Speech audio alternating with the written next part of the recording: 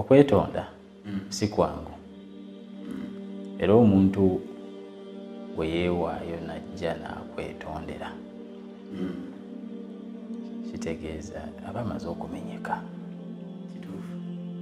Era aba amaze okufuna essuubi mu mutima gwe nti omutima gwe mulungi gusobola okusonyiwa otyo. Kyova olaba mu bintu ebiraga obukkakkamu n'omutima omulungi kwe kuba nti omuntu bw'abazze n'akwetondera ate towaganyala omusonyiwa kugamba kumenyeka kwe omutima nayeewaayo neekakkanya gye yeetonde ate toyongera kukikalubya.